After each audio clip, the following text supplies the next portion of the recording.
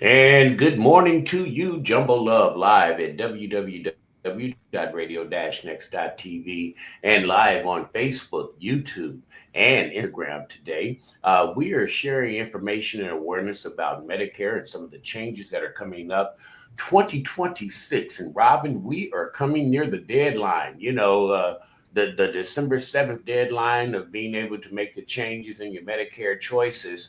And in the screen with me is Robin Shackelford with InsureCare Insurance Providers. And we have been, for the last 2 months, trying to really give as much information and awareness about the changes that are going to be taking place with your Medicare in 2026. Robin, how are you? I know you are super busy, but thank you again for taking time to come in to share this information. Yes, of course. So I'm doing good. Now, we're coming to the close, as I mentioned. December 7th is the Yeah. deadline for people to make these Medicare changes. And coming down to the end of the wire, let's talk about the Medicare chronic special needs. And first of all, what are they? We have acronyms to all of these, and people will be seeing the acronym of CSNP. Tell them Yeah. what that is, please. So CSMP, what we call CSNPs, those are for people with chronic special needs. There are three diseases that qualify you to be in these types of plans.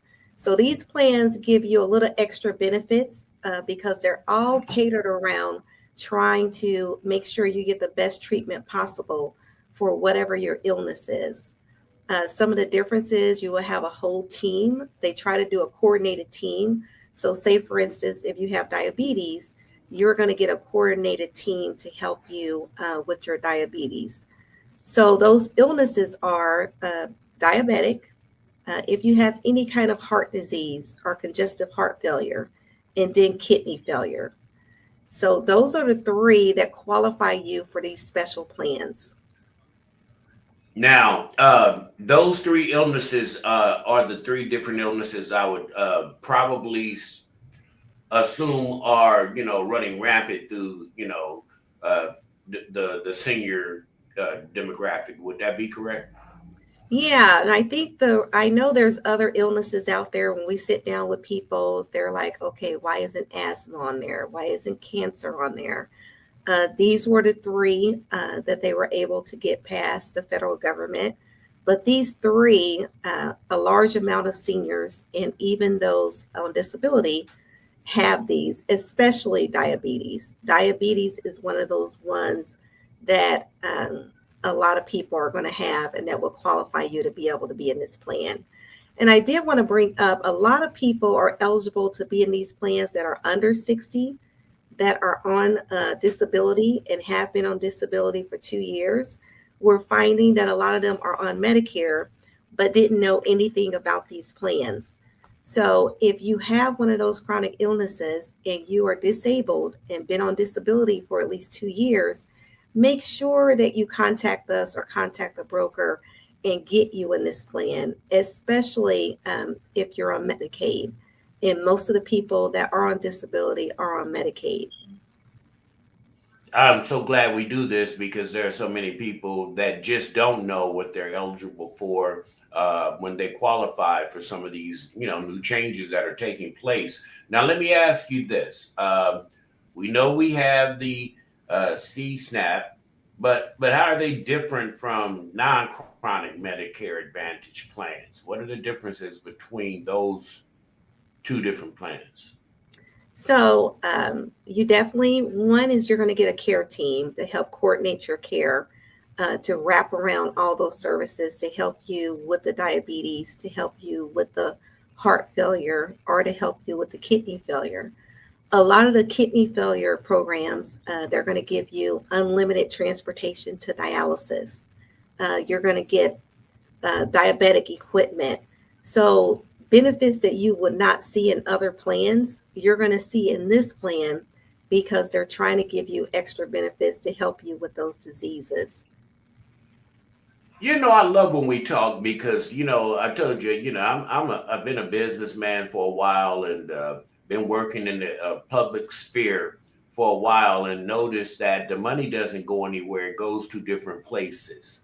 And some of the things that you have lost are regenerated in a new name or under new terminology in another area.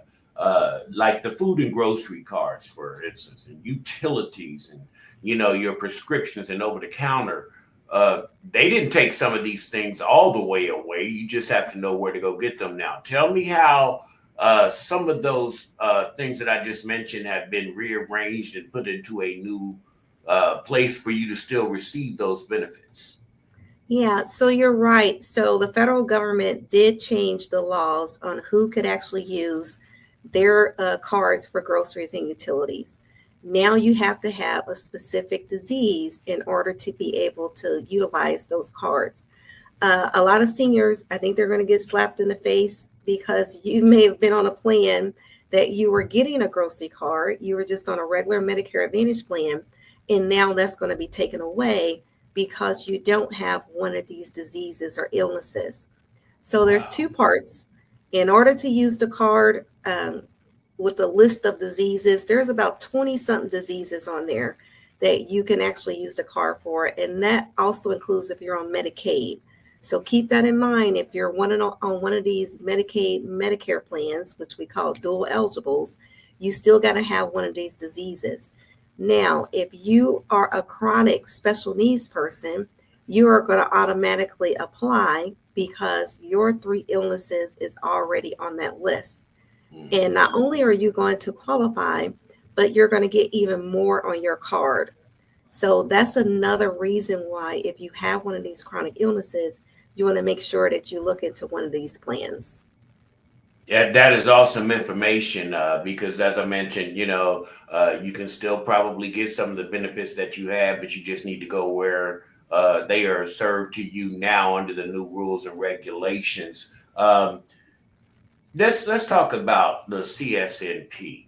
Uh, we know there's a premium and a cost for everything. We know that there's a bump that's going to be going up into the Social Security insurance for your Medicare for anybody like myself who is getting to taking direct deposit out of my check is going to go up about $21. Um, how do you qualify? And how do you enroll for CNSP if you've never done it before? When can you enroll? When is it too late? Okay. So right now is the best time while we're in annual enrollment. If you want to switch, say you're in a dual eligible plan, say you're disabled and you get partial Medicaid, this is the perfect time for you to switch if you have one of those three illnesses. Because those plans, you got to think about when you're partial Medicaid, and we're talking about those people that are Q and B, which stands for Qualified Medicare Beneficiary. you Thank you. don't get all uh, you don't get all of the Medicaid benefits. So you only get the Medicaid benefits that pertains to Medicare. And that means that Medicaid is going to cover your Part B premium. They're going to cover your co-pays, your co-deductibles. So if you realize that you're in that category and you say, oh, well, I'm diabetic, and right now I was getting maybe about $50 a month on my food card, which they're going to decrease maybe to $30. You can come in one of these chronic illness plans, and now you could be getting anywhere from 100 and something to 200 and something dollars a month to go towards food and groceries. Now, either you apply by December the 7th, which is the deadline is at midnight on Sunday. But if you are a chronic, have a chronic disease, and you're in another type plan, and now you want to get in a chronic plan, you can do that any month of the year. So this is what makes this very crucial and for people to understand, because if you miss that December 7th deadline and You you can't realize change you that. wake up on December 8th and you realize that, hey, I'm diabetic, I've been on Medicaid, I'm a partial, and I think I need to switch to a chronic illness plan, you can do that because you got an opportunity. You can do a special enrollment and you get one time to finally switch to that chronic illness plan. This is awesome. This is awesome. I told you, when we first started doing this and we first started having a conversation about who we could reach, and I've had so many people who have told me just in private and via text, thanks HB, because I didn't know that, blah, blah, blah, from what we've been doing. And now, 2.5 months later, we're almost here, little sister, and the deadline is December 7th. Are you taking any last minute clients and people who can contact you? Oh, yeah, I got an appointment at 11 o'clock today. So even as I'm working in the State House, I'm taking appointments, meeting with people, meeting with them over the phone. We're going to work up until midnight on Sunday. So give us a call. We're taking appointments all through the nights. We're up 24/7 because we are in that last stretch that we can make sure people on the right plan. So definitely give us a call because we're going to And, be up all night. and this is so important because $200 to $300 extra a month to help you out, or benefits that you didn't know that you could receive by just talking and conveying information between you, Spencer, and your team. Just makes so much difference for the life of seniors. I'm a senior, and I know, 300 extra dollars means a whole bunch. If you know the right way and the right path to benefit yourself on things that you're going to be needing and using. So, we're going to come back in. I told you, I know the 7th is the deadline, but I want to come back in and kind of cap it off, in a week or so and find out what we can do. And before we close, you said you're down there legislating today. Tell the people what's so important about what they need to know about redistricting and what is really going on, because we read the news, but we don't know the news. So the bill that the Republicans are trying to push through, House Bill 1032, is going to severely dilute the black and brown vote at the federal level. They are basically trying to erase Congressman Carson's seat, which means that Congressman Carson will not be in office to represent us. They have taken Marion County and split it up into 4 congressional districts, and those districts are mainly going to be rural areas.